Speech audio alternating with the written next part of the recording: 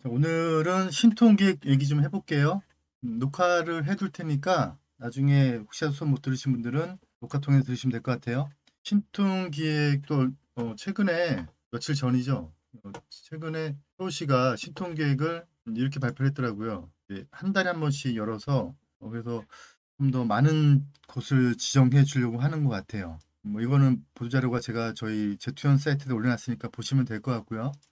이제 결국 신통기획이 무엇이냐, 이제 이게 되는 거냐 안 되는 거냐 좀 봐서 우리가 투자를 할지 말지, 그리고 투자를 한다면 어느 지역이 좋고 어느 지역이 나쁜지를 좀 볼 수 있는 방법을 좀 찾아볼게요. 좀 반복되는 이야기 같은 생각이 드는데요. 제가 오래 했다 그랬잖아요. 제가 96년부터 시작해가지고 2003년도에 뉴타운 지정되는 걸 한번 봤고 2006년도에 도시재생 촉진지구 지정되는 걸 봤는데 근데 제가 제일 염려스러운 게 뭐냐면 재개발이 가능한 지역이라면서 신축을 권유하는 거가 사실 현실이잖아요. 그래서 이런 물건들도 많이 거래가 되고 있고요. 이제 이런 것들이 뭐 다행히도 잘 개발되면 문제가 안 되는데 그게 아니고 노후도가 깨져버려서 그래서 2006년인가 7년도에 원래 노후도 요건이 재개발이 원래 노후도, 접도율, 호수밀도, 뭐 세장형, 부정형 뭐 이런 게 있었는데 이제 이런 게 너무 요 중에서 두 개, 세 개만 되면은 뭐 재개발 지정된 요건을 대다가 말다가 뭐 이러다가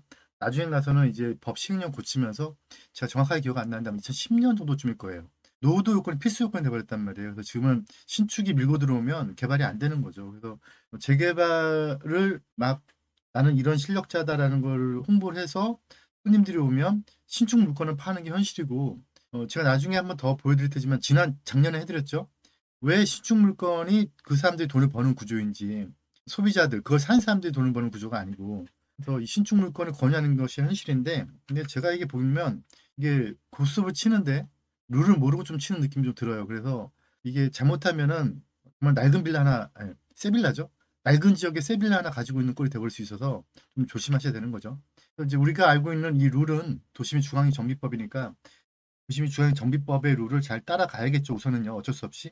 하지만 법도 이기는 게 또 정치니까 정치의 흐름도 좀 봐야 돼요. 그래서 수문 행간도 좀 읽을 줄 알아야겠죠. 제가 왜 계속 반복되는 얘기라고 말씀드리냐면 제가 예전에 2009년도쯤에 2009년 한 4월인가 5월쯤에요. 오세훈 씨가 어떤 뉴스를 발표했냐면 이제 앞으로 뉴타운 발표는 하지 않겠다. 1차, 2차, 3차를 끝으로 뉴타운 발표는 하지 않겠다라고 해놓고 나서 그 다음에 이제 르네상스, 한강 르네상스라는 걸 발표했어요. 근데 그때 이제 파이낸셜 기자분하고 저하고 술 한잔 먹다가 기자분이 그런 말씀 하시더라고요. 전 대표님, 이 뉴타운과 르네상스는 무슨 차이가 있냐고. 그래서 제가 보기엔 차이가 없거든요. 그러니까 본인은 뉴타운 지역 않겠다고 해놓고서 그 다음에 4차 뉴타운을 발표한 거나 다름이 없는 거죠. 물론 이제 그 이후에 뭐 애들한테 급식을 줄 거냐 말 거냐 가지고 막 싸우다가 갑자기 무슨 뭐 저라고 가면서 뭐 내기 비싸게 걸어서 서울시장에서 물러나긴 했지만 이특 기사가 그때 이제 제가 썼던 기사의 일부분이었는데 파이낸셜 뉴스에 나갔던 건데요. 저는 4차 유타운이 됐던 뉴턴 프로젝트가 됐던 재정비 촉진 구역이 됐던 유도 정비 구역이 됐던 그건 지금 신통 기획이 됐던 간에 이때는 신통 기획이 없었죠. 됐던 간에 다 같은 맥락이라고 봐요. 그 맥락을 잘 읽어야 된다는 거죠. 그래서 우리가 그런 얘기 많이 하잖아요. 그 음악을 듣고 있으면 이 음악이 도대체 뭔지 모르는데 베토벤이 월광 소나타 지은 거 다 안다고요. 근데 그건 이제 암기식으로 외웠기 때문에 그런 건데 그래서 좀 이따 보여드릴 테지만 절차가 어떻고 건축 심의가 어떻고 막 이런 게 중요한 게 아니고 그런 의미 맥락이 어떻게 작용을 해서 그게 우리한테 어떻게 돈을 벌어줄 건지를 보는 게 더 중요하다는 거죠. 물론 그걸 알기 위해서는 당연히 음악을 들어야 되고 그 안에 멜로디를 느껴야겠죠. 이제 그러려면 어느 정도 기본적인 지식도 있어야겠죠. 그래서 제가 옛날에 유타운 신문에 썼던 내용인데 이렇게 계속 뉴타운 했다가 조지민 촉진법 했다가 이게 계속 바뀌면 정치 세력이 나올 때마다 제가 이거 2006년도에 썼던 기사예요. 나올 때마다 용어가 새롭게 생겨나면 점점점 많은 용어들이 만들어질 거다라고 제가 그때 당시에 썼던 기사인데 저희 신문에 썼던 기사예요. 그런데 지금 그렇게 되어 왔죠. 지금 뭐 벌써 단어가 몇 개예요. 뭐 모아, 신통 너무 많아졌어요. 그래서 이것에 대해서 아마 제대로 알고 있는 사람들이 부동산 전문가로 활동하시는 분들 중에서도 의외로 모르는 것 같아요. 그래서 그런 것도 좀 짚어드리려고 신통을 오늘 다 할지 안 할지 모르겠지만 다 하게 된다면 신통이 어떤 건지 그다음에 우리가 주의할 게 뭔지를 다 짚어드려 보도록 할게요. 분석의 순서를 이건 제가 정한 순서예요. 우선 첫 번째 개발이 가능한 지역인지를 봐야 돼요. 신통이냐 아니냐가 중요한 게 아니고 신통이라고 해서 국가가 지정을 해줘도 서울시가 지정을 해줘도 개발이 가능하지 않은 지역은 안 되는 거예요.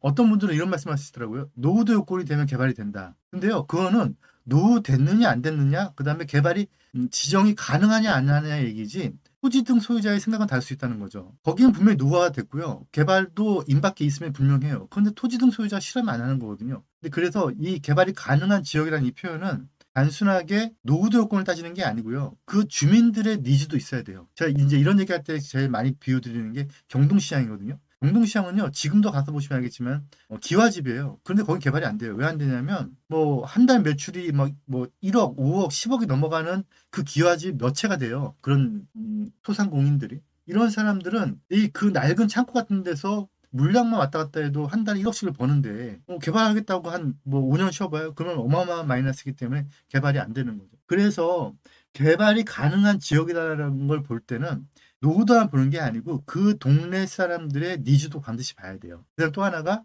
아무리 그 사람들이 니즈가 좋아도 그래도 법령에 받쳐주지 않으면 안 되는 거죠. 그래서 법령도 당연히 봐야겠죠. 어떤 법령이 적용되는지 봐야 되는 거죠. 두 번째, 그런 지역에서 투자를 한다. 그러면 당연히 이거는 이제 앞으로 우리가 계속 공부해야 될 내용이죠. 지난 수업, 작년 수업, 재작년 수업에 다 영상이 있긴 하지만 변화된 것들이 있으니까 새롭게 해야겠죠. 아파트 배정 기준 봐야 되고요. 권리 산정 기준, 분양 대상 기준, 거래 승계 기준, 분양 신청의 제한 규정. 요거 이제 한 개 한 개씩 물론 한 번에 안 되겠지만 복잡하죠. 제가 권리 산정 부분을 설명을 드리면 분양 대상에서 헷갈리고 거래 승계를 설명드리면 권리 산정에서 헷갈리고 하는 게 실제 이 공부를 오래 하셨던 분들도 계속해서 반복되는 얘기들인데 한 번에 안 되겠지만 우리는 이제 이걸 해 나가자고요. 그래서 권리 산정 부분 이것도 또 이제 법령마다 다르다고 했죠. 도정법 그다음에 가주택정비사업법, 소규모지법 다 달라요. 그래서 이걸 하나하나 해 나갈 건데요. 오늘은 이제 신통 얘기를 할 거예요. 그리고 이제 또 하나가 어떤 사업이 진행이 된다면 그 사업이 진행이 될 때 또 중요한 게 뭐냐면요. 이 사업의 주체, 이 사업을 끌고 가는 주체가 누구냐는 거예요. 이것도 좀 이따 보여드릴 테지만 공공이 끌고 나가느냐 또 다른 세력이 끌고 나가느냐 아니면 주민이 끌고 나가느냐에 따라서 그 수익금을 누가 관리하느냐 그 통장을 누가 관리하느냐 달라져요. 그래서 분양 수익의 분배, 사업비 부담의 주체를 알아야 된다는 거죠. 어떤 분들이 그런 말씀 저한테 하시더라고요. 자기는 재개발을 너무 오래 했대요. 그래서 어떤 일 하시냐니까 재개발 시행을 오래 했대요. 재개발 시행은요, 조합만이 가능한 거예요. 조합에서 일을 했다는 얘기인데, 제가 조합에서 일을 하셨습니까? 라고 물으면, 조합에서 일을 안 하고 자기는 디벨로퍼였대요. 디벨로퍼가요, 재개발에서는 시행을 할 수가 없어요. 잘 모르고 그런 얘기들이 오가는 거죠. 그러니까 뭐 자기가 이번에 뭐 신통 기획을 다 했대요. 어떤 입장에서 기획을 하셨습니까?라고 물으면 이 얘기를 또 잘못하신 분들이 많아요. 그냥 자기는 PM이었대요. PM이라는 게 있나요? 재개발에? 재개발에서 PM은요. 정비사업체를 보통 얘기하는데 그것도 PM의 범주하고는 약간 달라요. 그래서 이게 사업의 시행자가 누군지, 그 시행자가 누구일 때에 통장 관리 누가 하는지, 그 다음에 그 비용은 누가 하는지, 결과적으로 이 위험성은 누가 부담해야 되는지에 대해서도 우리 이제 공부를 해 나가겠죠. 이게 왜 신통에서도 중요하냐면요. 처음에 신통을 처음에 기획할 때는요. 공공주도형으로 기획을 했었어요. 공공주도형이 뭐냐면 국가가 이거를 말 그대로 통장 관리를 하겠다는 거죠. 남의 땅 가지고. 근데 이게 반발이 심하니까 공공주도형을 뺐고 공공지원형으로 바뀌었거든요. 그래서 아직도 지방이나 인천만 가도 공공주도형이 많아요.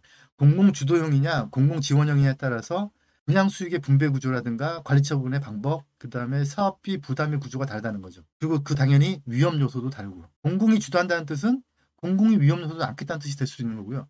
반대로 수익금을 가져간다는 얘기도 될 수 있는 거고. 그런 부분들도 봐야 되고요. 그다음에 아까 말씀드렸던 주민들의 의지가 중요해요. 여러 사업 방식이 있을 때 그 사업 방식에 법령이 지원해 주는 것도 중요하지만 주민들의 의지가 없다면 안 되는 거니까. 그래서 단순하게 그냥 화가들의 그림이었느냐, 아니면 실제로 주민들이 그걸 움직일 수 있는 요소가 있는 거냐를 따져봐야 된다는 거죠. 그리고 나서 이제 이거는 조금 이건 공부한다고 되는 얘기는 아닌 것 같아요. 그런데 뭘 봐야 되냐면 저는 법령의 변화라든가 또는 이 시대가 변화되는 것도 좀 볼 필요가 있다고 봐요. 이거는 말 그대로 어떤 촉이라고 해야 되나? 감이라고 해야 되나? 누구도 답은 없어요. 저도 이건 답이 없고요. 오히려 저보다 그냥 시장에서 장사하시는 분이 더 빠를 수도 있어요. 돈을 많이 만지시는 분들이. 근데 그래도 이거를 못 읽으면 저는 투자에서 실패할 수 있다고 봐요. 아무리 많은 지식을 가지고 있어도 이 감을 잘 못 잡으면 그러면 촉이 없으면 돈 못 버는 거잖아요. 그래서 이 부분도 분명히 짚고 넘어가야 된다는 거죠. 그 다음에 현행 법령에서는 될 수 있지만 거꾸로 감도 좋고 다 좋은데 아까 보여줬던 효창 역세권처럼 갑자기 신축이 밀고 들어와가지고 점점 간극이 멀어진다든가 이제 이런 현상도 좀 상황도 지켜봐야겠죠.